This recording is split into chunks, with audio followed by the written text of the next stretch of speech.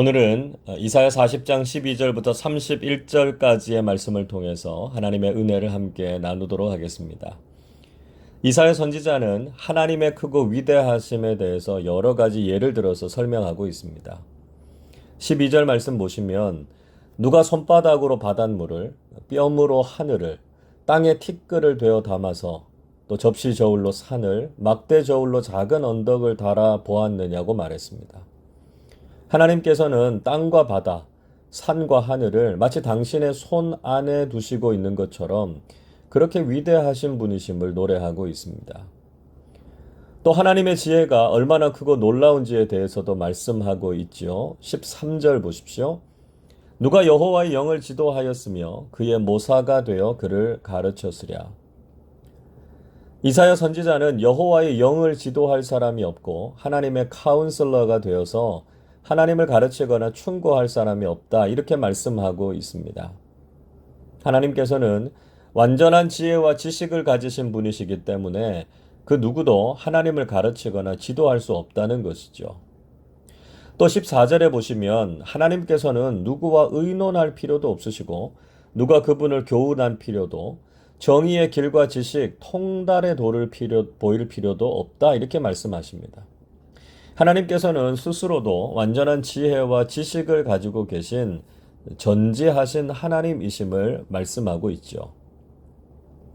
그는 다시 한번 하나님의 크고 위대하심을 노래하고 있습니다. 15절 보시죠. 보라 그에게는 열방이 통의 한 방울 물과 같고 저울의 작은 티끌 같으며 섬들은 떠오르는 먼지 같으리니. 하나님께는 열방, 즉 모든 나라와 민족이 그저 통 안의 한 방울 물과 같고요. 저울의 작은 티끌 정도라고 비유하고 있습니다.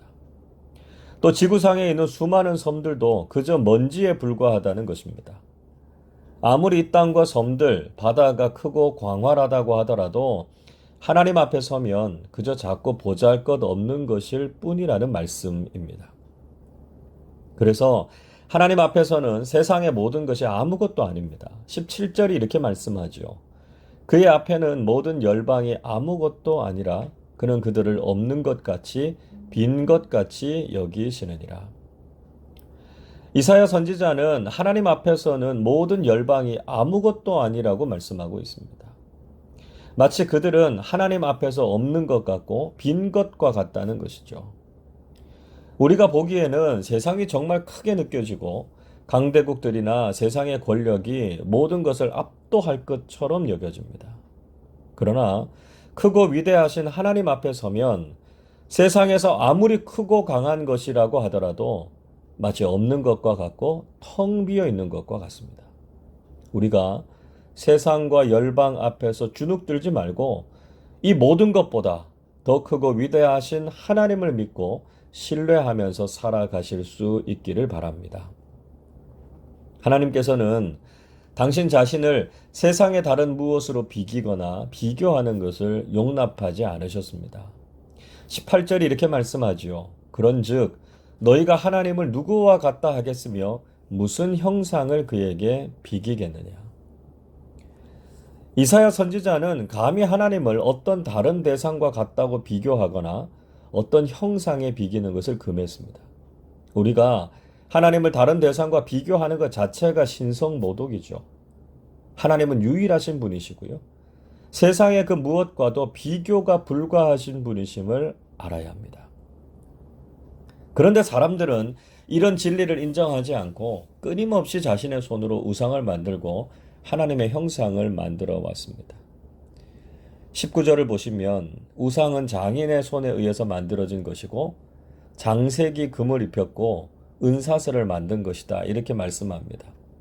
또 20절에서는 가난한 사람들은 금과 은으로 만들지 못하고요. 썩지 않는 나무를 가지고 흔들리지 않는 우상을 만들었다. 이렇게 지적하고 있습니다. 사람들은 전능하시고 유일하신 하나님을 믿고 따르지 않았습니다. 그리고 자신들의 손으로 금, 은과 각종 보석, 심지어는 나무와 돌, 흙으로도 끊임없이 우상을 만들고 있습니다. 우리 주변에도 이런 우상들이 널려 있는 것을 보지 않습니까? 자신의 손으로 만든 것을 신이라도 되는 것처럼 섬기는 인간의 모습은 정말 어리석기가 그지없죠. 이사야 선지자는 왜 여전히 그들이 깨닫지 못하는지에 대해서 안타까워했습니다. 21절 이렇게 말씀합니다. 너희가 알지 못하였느냐? 너희가 듣지 못하였느냐? 태초부터 너희에게 전하지 아니하였느냐? 땅의 기초가 창조될 때부터 너희가 깨닫지 못하였느냐? 그는 사람들이 알지 못하고 듣지 못하고 깨닫지 못하는 이 무지함과 불신앙에 대해서 지적하고 있습니다. 이미 그들은 하나님에 대해서 들었고요. 그래서 하나님에 대한 지식과 깨달음을 가지고 있어야 했습니다. 그러나 그들은 많은 일들을 겪고 하나님에 대해서 가르침을 받았지만 여전히 하나님을 믿거나 인정하지 않았다는 것이죠. 그러나 하나님은 세상의 모든 사람들보다 뛰어나시고 위대하신 분이심을 강조하고 있습니다. 22절, 23절 이렇게 말씀합니다. 그는 땅 위 궁창에 앉으시나니 땅에 사는 사람들은 메뚜기 같으니라. 그가 하늘을 차일같이 펴셨으며 거주할 천막같이 치셨고 귀인들을 패하시며 세상의 사사들을 헛되게 하시나니. 이사야 선지자는 하나님께서는 궁창 위에 계시고 땅에 사는 사람들은 메뚜기와 같이 보잘것없는 존재임을 고백하고 있습니다. 하나님께서는 하늘에 천막을 치시고 거기에 거주하신다고 말씀합니다.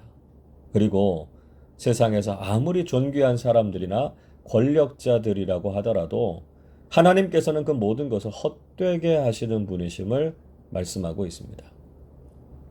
24절 보시면 세상의 권력자들과 대단한 사람들도 결국은 하나님의 입김에 왕겨처럼 날아가 버리는 존재다 이렇게 말씀하죠. 하나님께서는 정말 위대하시고 대단하셔서 세상의 그 어떤 사람도 감히 하나님 앞에서 교만할 수 없다는 것을 말씀하고 있습니다. 한 번 더 이사야 선지자는 하나님과 비교하거나 동등하게 여길 대상이 없음을 강조했습니다. 25절 이렇게 말씀하지요. 거룩하신 이가 이르시되 그런즉 너희가 나를 누구에게 비교하여 나를 그와 동등하게 하겠느냐 하시니라. 하나님께서는 감히 하나님과 누구를 비교하고 하나님과 동등하게 여길 대상이 있겠느냐고 반문하셨습니다. 26절도 이렇게 말씀하지요. 너희는 눈을 높이 들어 누가 이 모든 것을 창조하였나 보라. 주께서는 수요대로 만상을 이끌어내시고 그들의 모든 이름을 부르시나니 그의 권세가 크고 그의 능력이 강함으로 하나도 빠짐이 없느니라. 우리는 눈을 들어서 이 세상 모든 것을 창조하신 분이 누구신지를 알고 고백하는 것이 중요합니다. 하나님께서는 모든 만물을 만드셨고 그들의 이름을 부르시는 분이십니다. 하나님의 권세가 크고 그분의 능력이 한이 없으셔서 그 어느 것에도 하나님의 손길과 능력이 미치지 않는 것이 없다는 것이죠. 이사야 선지자는 이스라엘 백성들을 향해서 그들이 하나님의 소유이고 하나님 안에 거하고 있음을 인정하라고 말씀하고 있습니다. 27절을 보시면 이스라엘 백성들은 자신의 길이 하나님에게서 숨겨졌다거나 자신의 송사가 하나님의 관심과 능력 밖에 있다고 말하지 말라고 하셨습니다.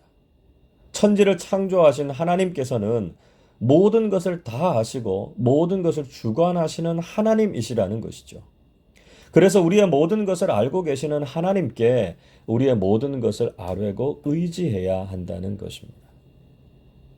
이사야 선지자는 하나님의 영원하심과 능력, 그 지혜를 찬송하고 있습니다.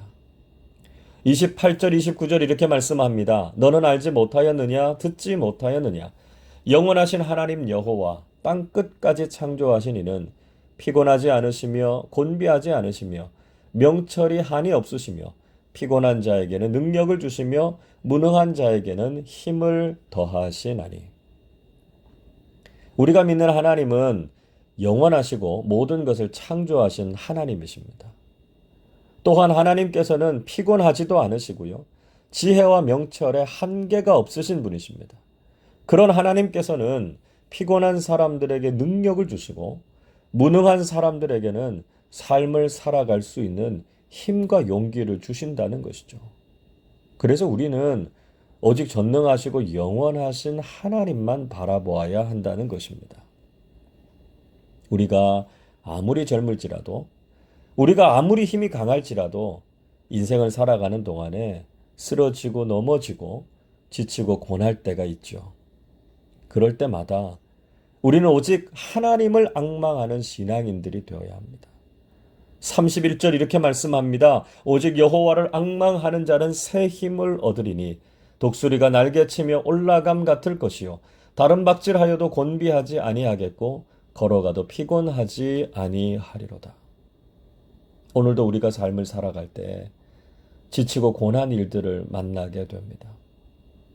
수도권 거리두기 4단계로 그렇지 않아도 지친 우리가 더욱 힘이 빠지고 삶이 더욱 무겁고 힘듭니다. 그러나 이럴 때일수록 하나님을 앙망하는 신앙을 가지실 수 있기를 바랍니다. 하나님께서 우리에게 새 힘을 주시고 피곤하지 않고 지치지 않고 믿음으로 승리하게 하실 것입니다. 오늘도 영원하시고 전능하신 하나님만 의지하면서 주님께서 주시는 힘으로 담대히 승리하는 하루가 되시기를 주님의 이름으로 축원합니다. 기도하겠습니다. 영원하시고 전능하신 하나님 아버지, 오늘도 저희들을 긍휼히 여기시고 새 힘과 용기를 허락해 주셔서 감사를 드립니다. 저희들이 유일하신 하나님만을 섬기며 세상의 헛된 것들을 따르지 않게 해 주옵소서. 지금도 세상 만물을 다스리시고 모든 나라와 권세의 주인 되시는 하나님을 고백하며 하나님께만 순종하는 저희들이 되게 하여 주옵소서. 다시 코로나가 재확산되고 있고 거리두기 4단계로 모여서 예배와 기도회를 갖지 못하고 있습니다. 힘들고 어려운 상황이지만 낙심하지 않게 하시고 하나님께서 주실 치유와 회복의 능력을 기대하면서 말씀과 기도로 나아가는 우리 모두 되게 하여 주옵소서. 오늘도 하루를 믿음으로 살아갈 힘과 지혜를 허락해 주실 줄로 믿사오며 우리 주님 예수 그리스도의 이름으로 기도하옵나이다. 아멘.